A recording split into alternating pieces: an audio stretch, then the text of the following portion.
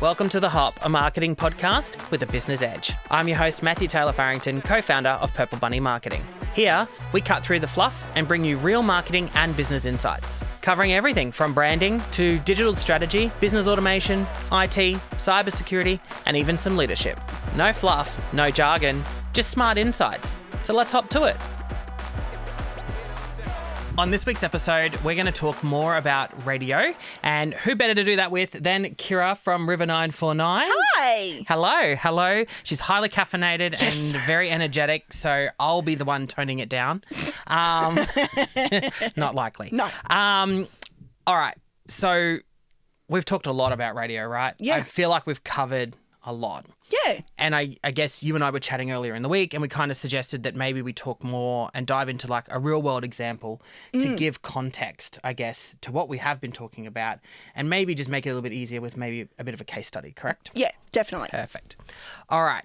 So set the scene for us. Obviously, we're going to dive into a business. What was the business or type of business, and what was the campaign that you worked on? Okay. So the business was in the service industry. So this is actually a great example for anybody in the service industry. So you, like yourself, provide a service to people, not necessarily a flesh and blood product. So they specifically were in the NDIS sector. Okay. Yep. So this particular client came to me and said, we're looking to grow our business. We'd like to expand our team. In order to expand our team, we need more, people to work with us. Yes. They got into the nitty gritty of exactly who they are and who they're trying to target. So they were telling me about their ideal star client. Who do they look like? What do they do? Those types of the nitty-gritty stuff that you and I have talked about in the past. Yes. About who does your ideal person look like. Yep.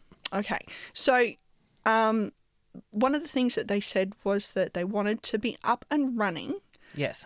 with a new person in 3 months. Now, the reason for that was actually to do with government incentives. Yep. So that they hired the person before the end of the current financial year, that they would actually benefit financially to do that. Yes. I'm like, okay, great. In order to do that, we're going to need to start really strong with your campaign. Yes. So basically, we ended up doing a branding campaign. Yes. So who you are, what you do, what services you offer. But in order to do what they were hoping to achieve in the timeline that they were hoping to achieve it, Yes. we actually needed to double their campaign. So they actually ended up doing, in their first 2 months, almost 60 commercials per month. Yeah, wow. And that's quite heavy. That is quite heavy. So Yes. you and I know that, on our station, we generally recommend 35 to 45 commercials per month for a branding campaign. Yes. Depending on the sector that you're talking to, because, if we're talking about fridges, most people own a fridge, own a house, need a fridge at some point Yes. down the track. Yep. So the sector for that is quite big. NDIS sector in Ipswich is actually quite big, believe it or not. Yes. It's a very affordable place to live. Our broadcast area takes us right through from Toowoomba to Brisbane. Yes. So the client was really happy with, where they could get a client base from, and they were quite happy to expand where they were going to end up being to go. So that all of the, who River was, ticked the box for them. The frequency ended up working so well because what they didn't realise was that there was an impression within their industry that they were at capacity, that they had no availability to do more business or to take on more clients. Yep. So all of a sudden, that within that first 2 months, their inquiry rate quadrupled. Yes. And they were taking on new. So I think it ended up being the conversion, the people that they really needed to work with, because we're sort of looking at a very particular sector based on what kind of NDIS work that they did. Yep.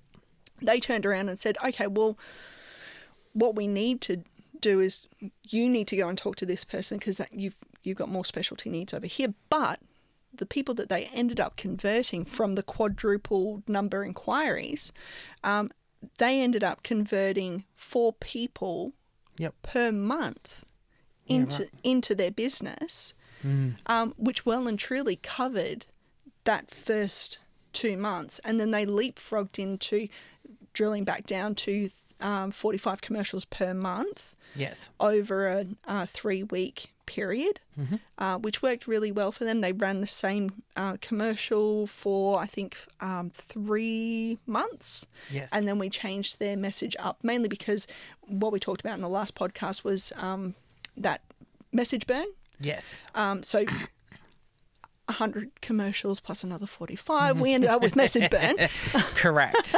We ended up with the Frank Walker experience. Absolutely. But yes, the great thing was that we took what they had with that particular message, changed it ever so slightly, made it sound a little bit new and a little bit fresh. Yep. And then the client sounded like they were, it's like, we're the same. We've been here. You've heard about us. Yes. Let's tell you a little bit more. Let's about tell you who we something- are and what we do. Yeah. Tell you a little bit of a different story, or a little different angle. Yes. And then their campaign changed again because they were then talking a little bit differently, which then stood out to some of their sort of P2 ideal targets. So then that campaign changed again, but they continued to grow because then all of a sudden the awareness for their brand worked perfectly. And then they started putting on more staff to enable them to meet the needs of their growing client base. Yeah, that's amazing. Or should I say, or work in 100% somewhere. I managed to get it in somewhere else in the other podcasts. I've been told to tone it down. That's awesome. And I think, that high frequency at the start is very important. Yeah. And I guess that's one of the strategy things that's why talking to a radio professional is important. Yeah. Having that chat with the rep, because, their objective was a very clear one. They had a goal. And it was about, what do I do to achieve that very quickly? Yeah. And the fastest way to do that was to beef up the amount of commercials to get that exposure and Absolutely. get that impression there so that people are hearing it, and the frequency. And then I guess you can back that pedal off a little bit once you've done that, because it will still sound like you're always there. Yeah. Even with only 45 versus 60 commercials, when you back that off a little bit. Yeah, absolutely. And the big thing is that we talk about, what is the goal that you're trying to achieve and in what time you're trying to achieve it, because that really determines the difference between how do we start your campaign, or even somebody who's currently got a campaign running and you need to make a change because there's been a change in your business. Yes. Those kinds of conversations are evolving and they have to be had in real time, because what if you miss the boat? Yes. You can't, and in business we can't miss the boat. No, it's like yourself. You put out real-time information to your audience and your clients to go, guys, there's been an update in this sector and you need to be on it, and have you thought about this? And so you're already being that business professional helping your existing client base, and then taking that strategy and then implementing it into your other avenues. You're doing radio again, so making a change to that commercial, and turning around and saying, business owners, there's been a big change and this may be affecting you. Have you thought about? Yes. So, and we've had those conversations about your business. Correct. On occasion. So it's not just about the new. Yes. It's actually about the existing and the ongoing. Again, it's the test and measure. Are we keeping our finger on the pulse as we go through the process? Yeah, 100%. I think it is important. I think you need to be reviewing what you're doing regularly. You need to have a look at that, and that's across every medium, whatever you're doing. I do think it's important in radio, though. Consistency is key in there, and like you said, after 120 commercials, if you've done 60 over the 2 months, okay, that message has been played to death. Yeah, that was consistent. That was great. You then move on to another one. Whereas if you were just doing, say, a brand campaign and you had your 45 spots or 30 spots in the month, you could probably make that commercial last 3 months, Oh, depending on easily. what it is, right? So yeah, I guess and we talked about creative fatigue in a previous podcast where sometimes, yes, people overdo it with the creative and don't refresh it. Yep. So yeah, I do think it is very important to review that. But not only that, it's not just for what the audience is hearing, but it's also, like you said, business is changing constantly. Yeah. Like, look at my business in particular. We've changed and grown and adapted over the last 5 years. Absolutely. It's crazy. And the things I thought we would be doing when I started the business and what we're doing, we had this chat the other day, has changed. And so I need to tell my audience that that's what we do. Yeah. Things have changed. And a great way to do that and to get that out fast and effectively is radio. Yeah. Definitely. Absolutely. Absolutely. Gosh, highly topical is today, this morning, we had an election called. Yes. So all of a sudden, all of the planning that all of the candidates have done, it's now going into action. Yes. So, there are clients that have already had it happening. There are clients that have already gone, we need to, oh my gosh, we've missed the boat, we haven't started yet. Yes. Or we were never planning to start right now with that message. We're now going to we now know that we can put that message on in 2 weeks' time because that was part of our marketing plan. Correct. So it is real time. Yes. Yeah, 100%. Agreed. All right. I know. You can see who's really caffeinated in this one and not the other. All right. So I guess having a look at that campaign, we kind of talked about the results there. We talked about the frequency and the schedule and what they did.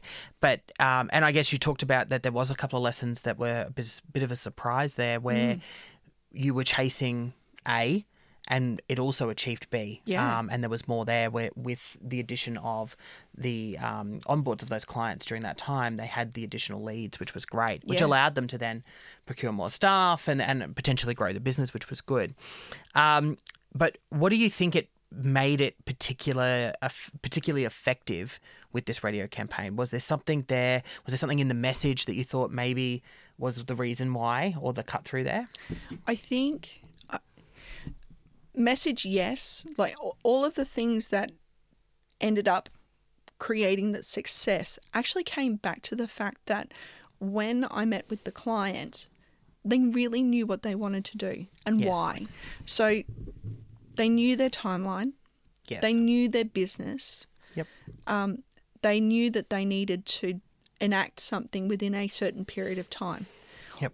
All of the things that, I sit there and ask business owners like you do yourself, what do you want to achieve? When do you want to achieve it? Yes. Who are you talking to? All of the things that make up a campaign, the who, what, when, where, why. Yes. Were very clear from the client's perspective. And we'll go all the way back to season 1, episode 1 with you and I. Yes. Where we talked about a marketing plan or a business plan.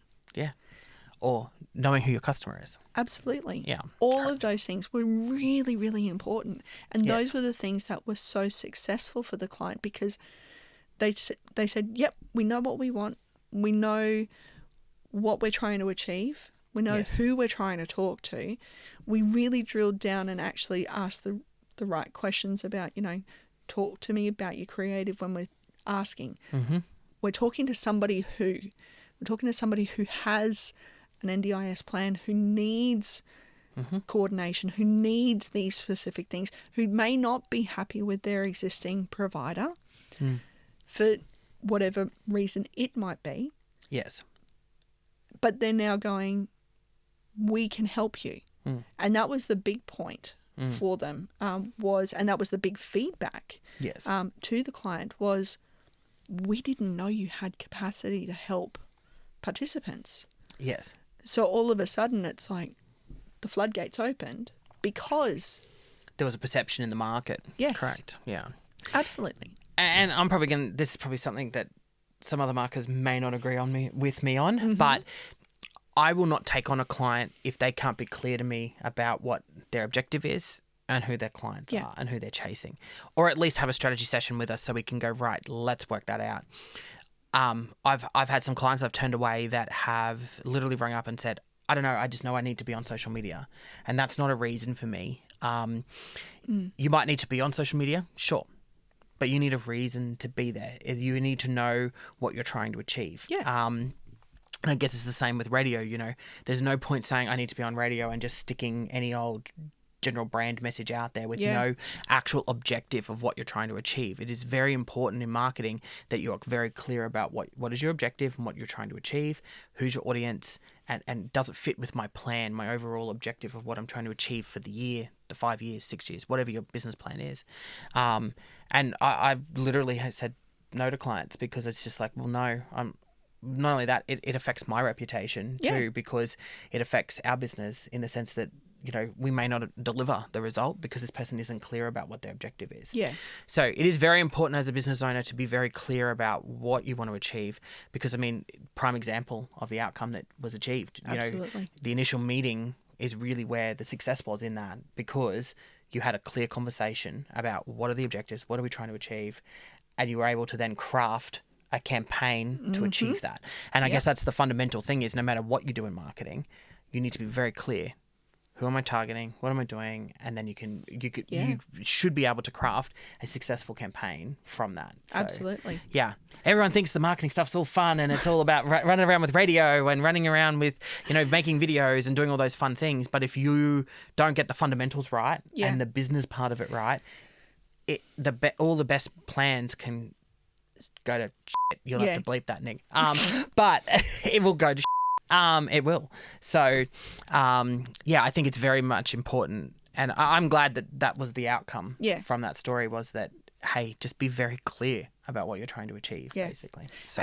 And look, I have plenty of situations where the client has told us one thing. Yes. And the outcome wasn't great because the client actually wasn't measuring what they said that they were going to measure. Yep. It's all about honesty. Yes. Be honest with yourself, be honest with your business, be honest with any marketing person that you're talking to. Be it, an agency or a social media person or your own marketing manager. Yes. But you've got to be honest with yourself about what your business is trying to achieve, and then relay that to the people that you're entrusting to do the right thing by your business. Correct. Because the reality is, I don't want to take your money like yourself. Yeah. I don't want to take your money if it's going to fail. Correct. Because we haven't been honest with each other. Correct. And I guess that's where that breaks down sometimes that I see in that space. All right, so we're getting the wrap up from Nick, and he's always the easy out. Yeah, sorry. But thank you for coming along, Kira, and it's been great. I think moving forward we will talk more around some case studies and actually use some real life examples to try and help people better navigate how to get that marketing message out there. And I guess the key thing that we talked about today was it really does come down to the fundamental being have the message right. Yeah. And make sure that you are communicating exactly what you want to achieve from the campaign. Absolutely. So, yeah. Absolutely. And I can't wait because my hope is that with these case studies, a few more, questions might come about that help, our people watching, our clients, anybody start to ask questions about, more things that we can discuss down the track and start to integrate. And that's a great segue to say that if you've got anything you want to for us to ask, definitely make sure you comment on the socials, YouTube, all of those different platforms. Let us know, and we will be sure to try and answer those questions for you in a future episode. So thank you. So that's a wrap on this episode of The Hop, a marketing podcast with a business edge. So if you've enjoyed the show, don't forget to like, follow and subscribe on your favourite podcast platform and connect with us on social media. Have you got something to share? Apply to be a guest on our show. Just head to our website and let's have a chat. Thanks for tuning in. And until next time, keep your marketing smart, your business sharp, and your brand hopping.